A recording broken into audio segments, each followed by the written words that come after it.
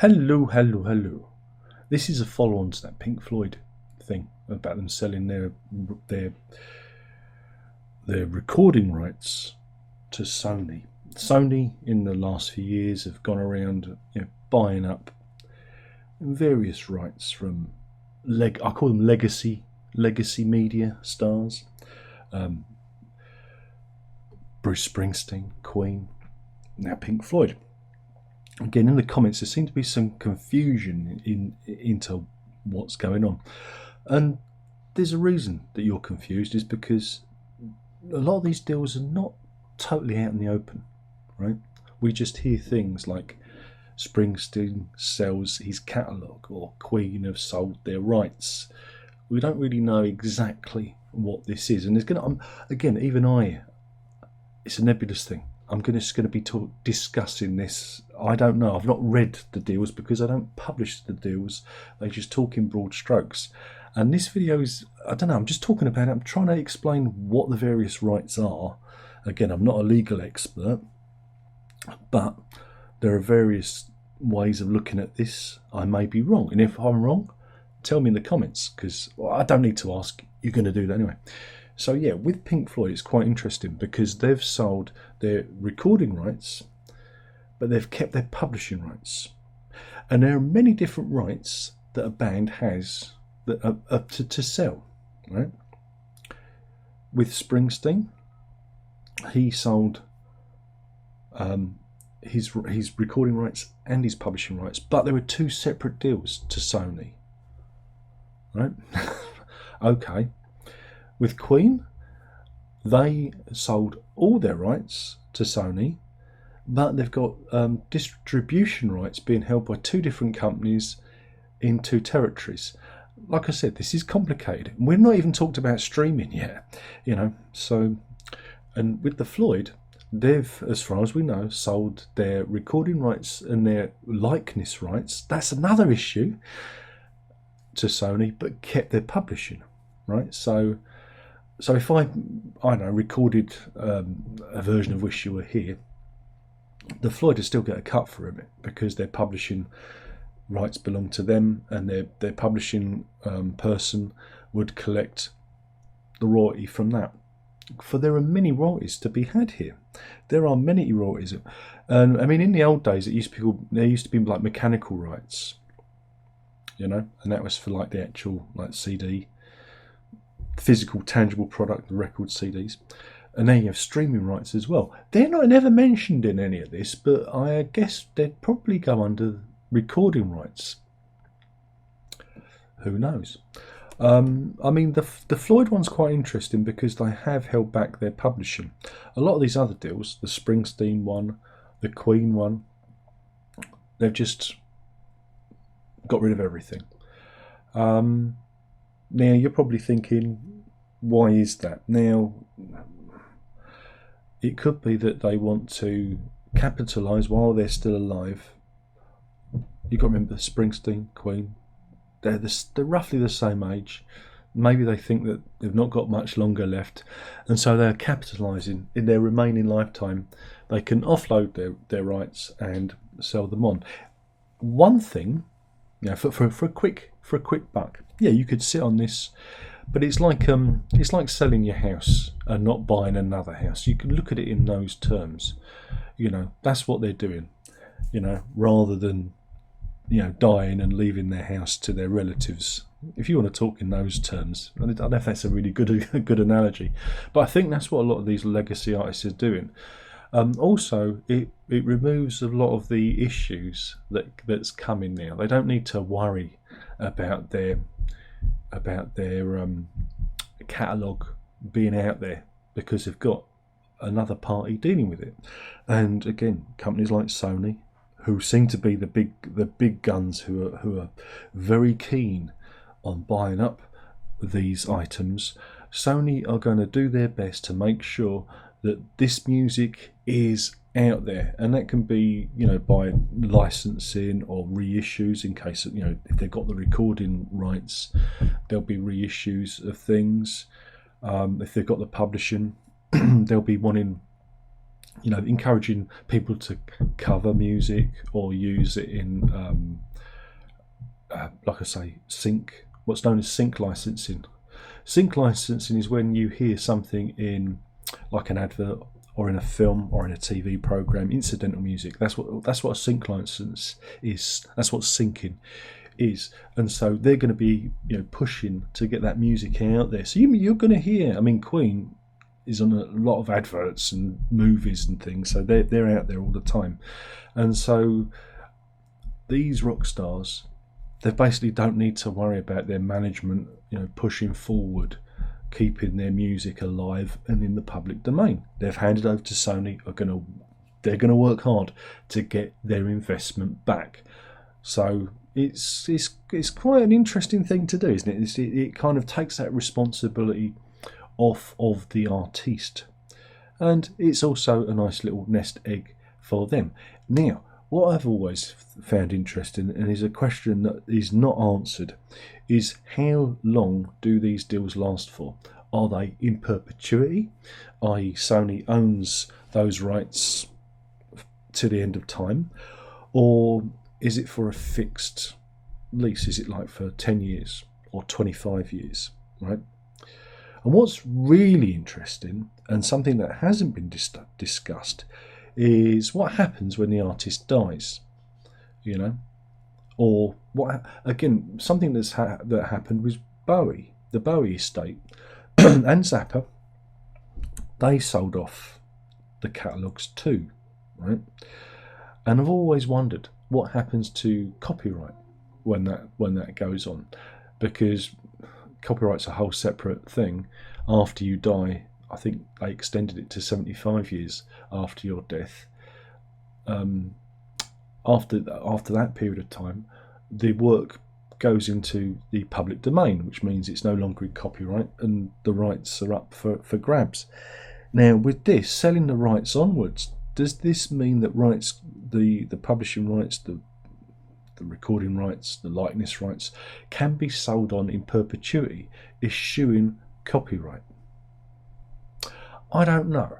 This is something that's been swishing around in my brain. This is something that's, is this the reason why these artists are doing this? Because they're at end of life. Mind you, even Justin Bieber sold his catalogue, and he's a young fellow. So what is this all about? Now, it could be that the music industry is at the edge of like an event horizon where there is no more money to be made. I don't think that's true, because again, bands like Queen, Pink Floyd, I imagine Bruce Springsteen, are still pulling in dollars and cents, or pounds, shillings and pence if you're in the UK. They're still turning over quite a lot of money. Again, Floyd in the last, I think it was 2023 financial year, pulled in 40 million quid on their catalogue, which is nothing to be stiffed at. So this music is still out there. It's still being listened to, streamed. Again, streaming rights, they don't talk about that. That is not spoken about. Recording rights is a very broad palette, isn't it, really? So that's what you're seeing.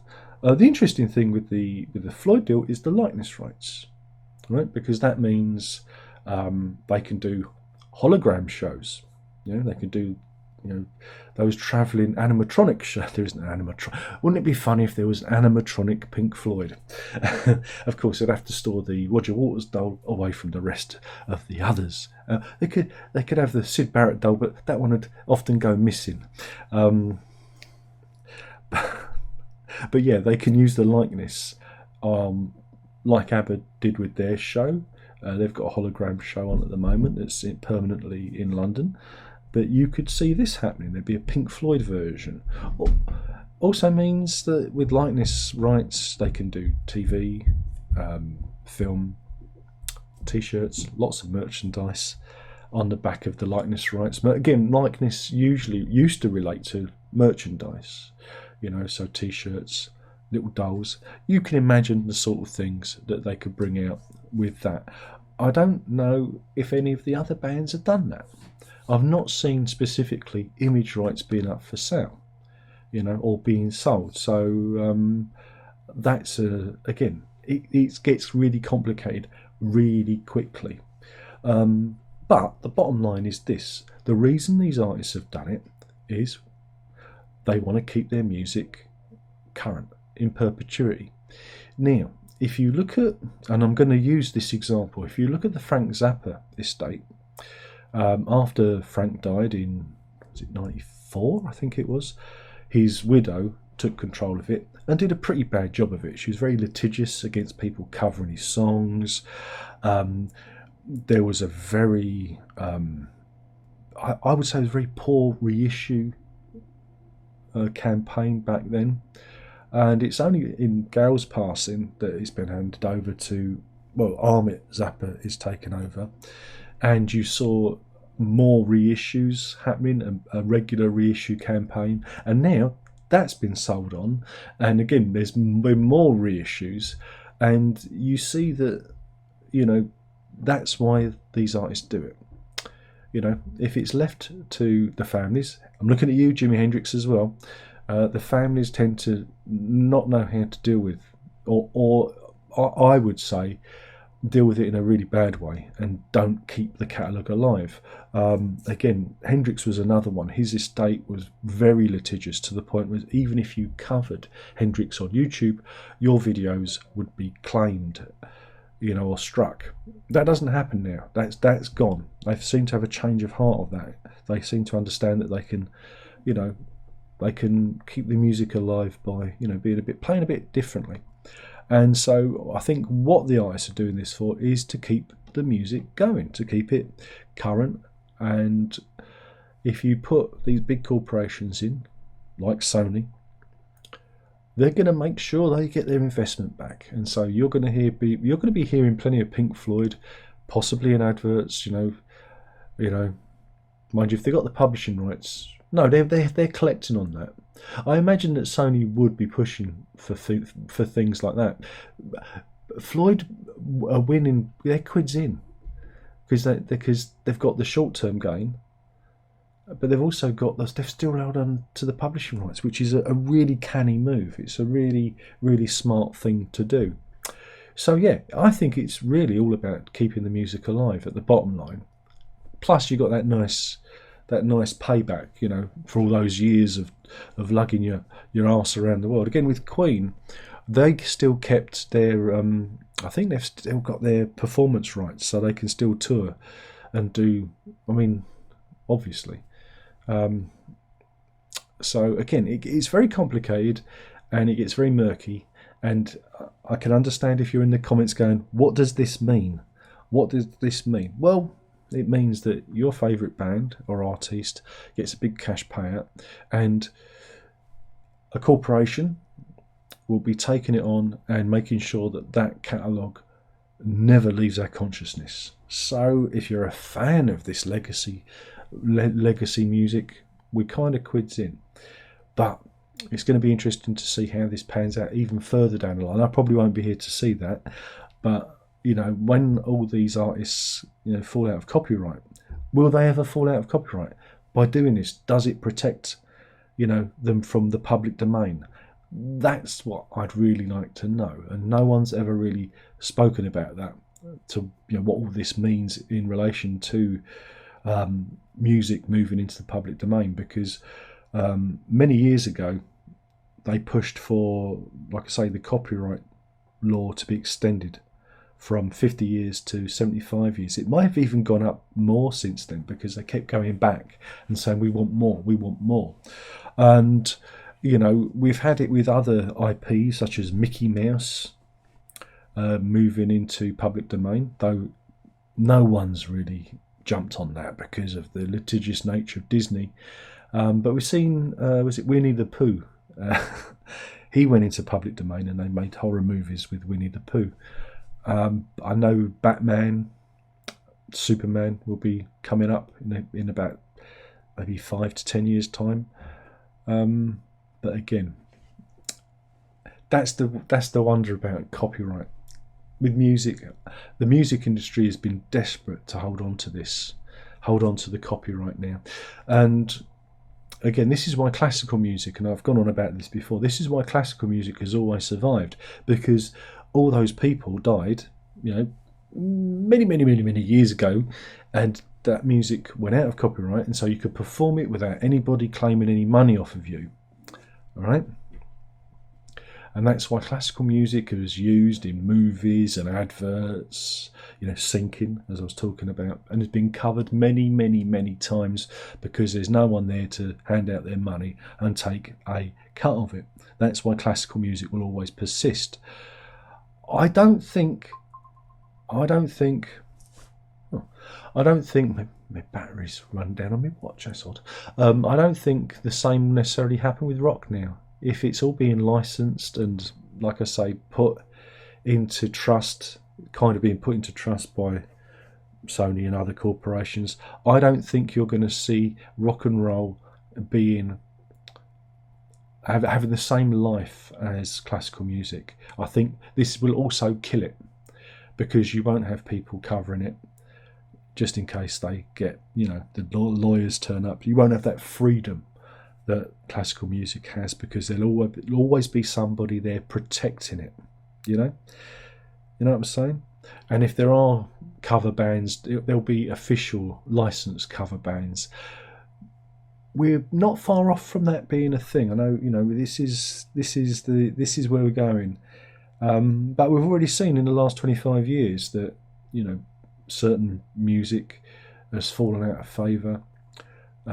Music in general has been on decline, because we live in a post-cultural society, and yeah, this is a symptom of that. This is a symptom of post-culturalism, is these artists think, how can I, one, capitalise on the work I've done, and two, keep my work alive?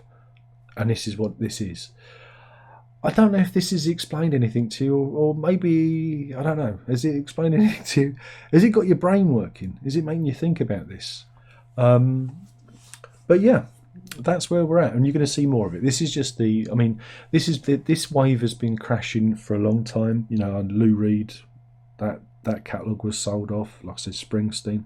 There have been many artists in the past few years that have done this, you know, and there will be many more to come. You know, there will be a clamour, and I don't know if Sony or what other corporations out there that are collecting it have enough money to pay for all of this. As I said, my catalogue is available, 20 quid for those who are interested. Anyway, thank you for watching. Hopefully I haven't bored you. It was meant to get the old brain juices flowing. And yeah, I don't know all the answers, because these deals, we only hear the surface of the deals. We don't hear the details, because those are kept under wraps. Nobody publishes. I mean, even the Pink Floyd one hasn't been officially recognised yet. It's just been spoken about. There's not been an official statement from Sony or Pink Floyd yet. That, again, now I've said it, it's probably just come out, and someone's going to say, "Oh, it's just come out." And again, even the Queen deal hasn't been totally inked yet. You know, I was reading up on it. The ink is still wet. You know, these deals take a long time to formalise, and yeah, it would be interesting to actually know the ins and outs of what this all means. But nobody's saying. You know, that was just a thought piece. Hopefully, it got the old brain juices flowing. Thank you for watching. Ta-ta.